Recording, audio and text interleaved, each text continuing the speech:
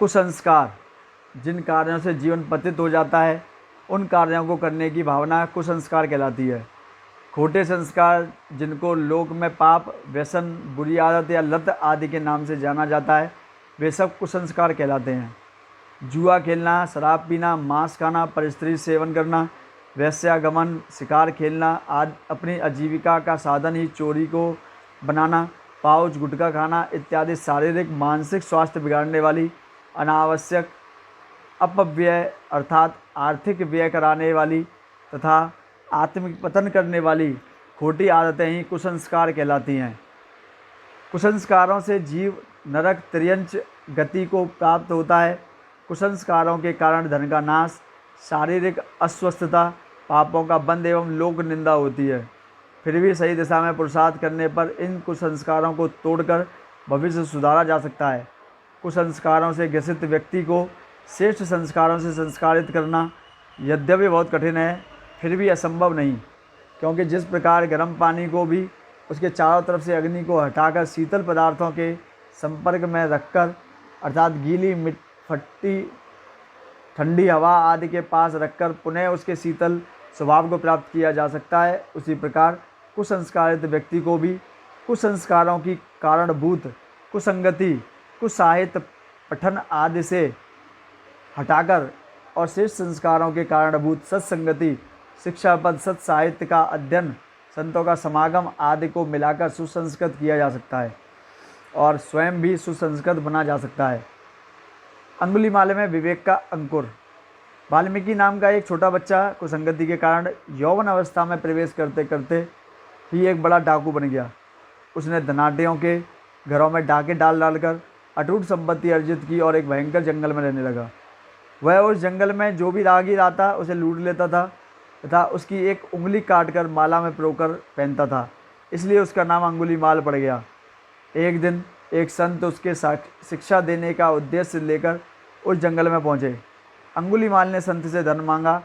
संत ने कहा, मैं तुम्हें धन दूंगा, लेकिन पहले तुम अपने घर वालों से यह पूछ कर आओ कि इन चोरी, हिंसा आदि पापों का फल भोगने में तुम मुझे कितना सहयोग दोगे।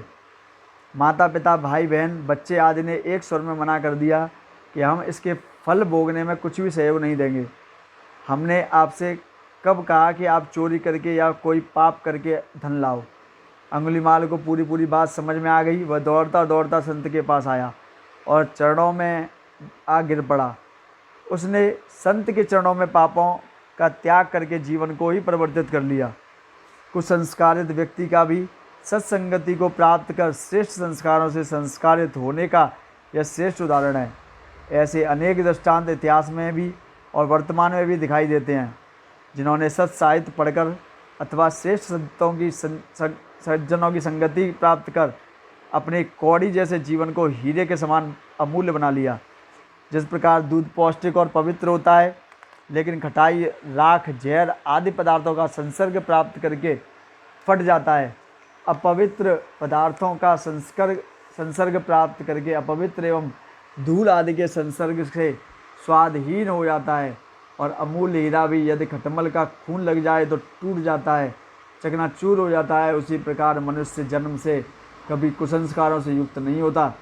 जन्म से तो पवित्र, निश्चल, सरल एवं शांत होता है, लेकिन वह कुसंगति में पढ़कर, अश्लील एवं भ्रामक साहित्य पढ़कर, अशोभन फिल्में आदि देखकर कृत्रिम चकाचौंध से प्रभावित होता है। अपने स्वाभाविक मानवीय संस्कारों को छोड़कर दुष्ट स्वभावी, पतित, लोक निंदित एवं अधोगामी बन जाता है। यदि उसी दूध को सही ढंग से सुरक्षित रखा जाता है तो वह शक्तिदायक एवं संतोषपरक होता है। उसी प्रकार से मानव भी यदि सही दिशा में पुरुषार्थ करता है तो अपनी मानवता को सुरक्षित रखता हुआ महामानव बनकर नर से नारायण बन जाता है। एक चेन स्मोकर, लगातार सिगरेट पीने वाला भी, या दिन रात पान गुटखा, शराब आदि सेवन करने वाला भी यदि अपने मन में यह निश्चय कर ले कि मुझे सिगरेट अथवा शराब आदि छोड़ना है, तो वह एक बार में, एक दिन में, या कहो एक क्षण में भी छोड़ सकता है। मात्र धारणा शक्ति अच्छी होनी चाहिए।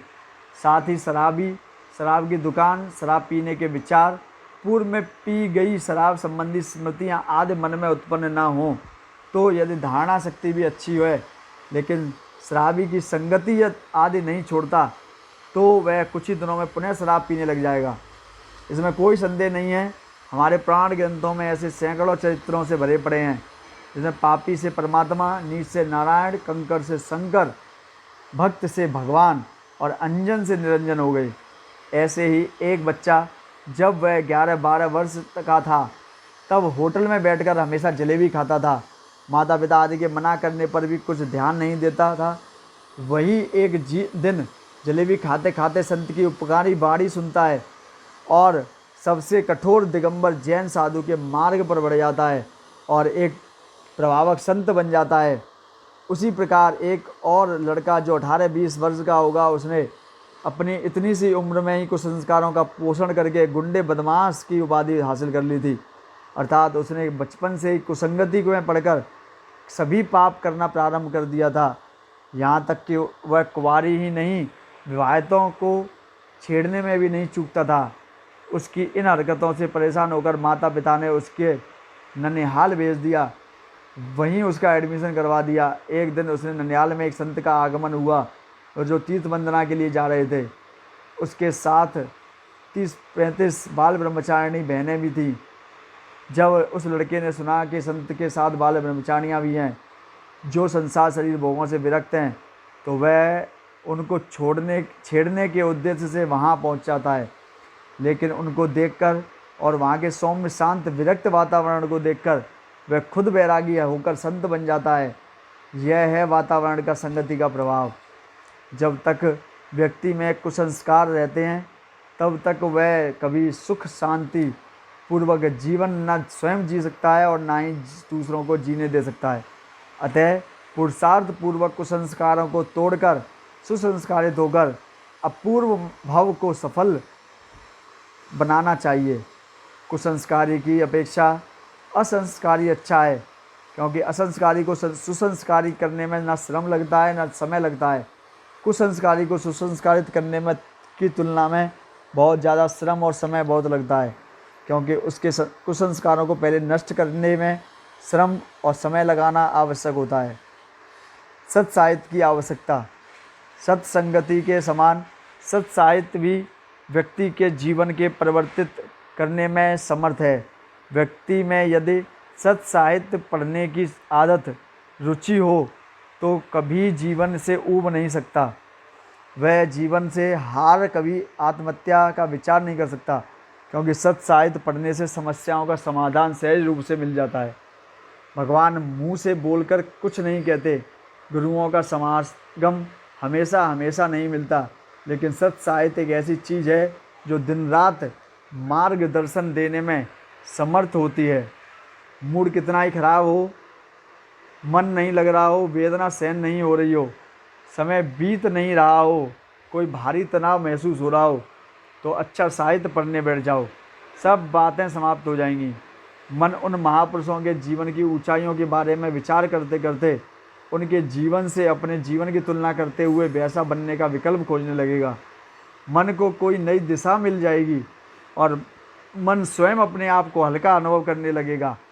सच में कहा जाए तो जीवन को सही मार्ग पर जोड़ने में जितनी गुरु की आवश्यकता है, महत्व है, उतना ही महत्व सत साहित्य का भी माना गया है। साहित्य के माध्यम से इतिहास की गोद में छिपे अच्छे बुरे सभी तथ्यों को व्यक्ति अपने जीवन में कुमार्ग से हटाकर सद्मार्ग में लगा सकता है। साहित्य शब्द की व्याख्या करते हुए आचार्य श्री ने मूक माटी में लिखा है, हित से जो युक्त समन्वित होता है वह साहित्य माना है और साहित्य का भाव ही साहित्य बाना है। अर्थ यह हुआ कि जिसके अवलोकन से सुख का समुद्भव संपादन हो, सही साहित्य वही है। अन्यथा सुरभि से विरहित पुष्पों सम सुख का राहित्य है, वह है सार शून्य शब्द झुंड। सत साहित्य का प्रभाव। महात्मा गांधी जब बैरिस्टर थे, एक दिन 12 घंटे की यात्रा पर निकले। उनके एक अंग्रेज मित्र ने एक पुस्तक देते हुए कहा, आप अपनी यात्रा इस पुस्तक को पढ़कर सफल कीजिएगा। गांधी जी ने आद्योपांत उस पुस्तक को बड़े ध्यान से पढ़ा। उनके जीवन पर इतना प्रभाव पड़ा कि उन्होंने बैरिस्टरी छोड़कर सादा जीवन बिताना प्रारंभ कर दिया। इसी प्रकार एक बार राजा हरिश्चंद्र ने नाटक को पढ़कर सत्य बोलने का संकल्प कर लिया और उसी सत्य संकल्प के आधार से देश को स्वतंत्र कराने में भी सफल हुए। कैसा साहित्य पढ़ें? जिस साहित्य में मानवता का झरना बह रहा हो, जिसकी प्रत्येक बात में अहिंसा, अपरिग्रह, करुणा, परोपकार, सेवा, वात्सल्य का पुट लगा हुआ हो, जिसमें महापुरुषों के जीवन में आई हुई आपत्तियों को सहन करने की विधि बताई गई हो तथा भोग विलासता, अविवेक, डरपोकपन आदि दुर्गुणों को निर्मूल करना ही जिसका ध्येय हो, ऐसा साहित्य हमेशा पढ़ते रहना चाहिए।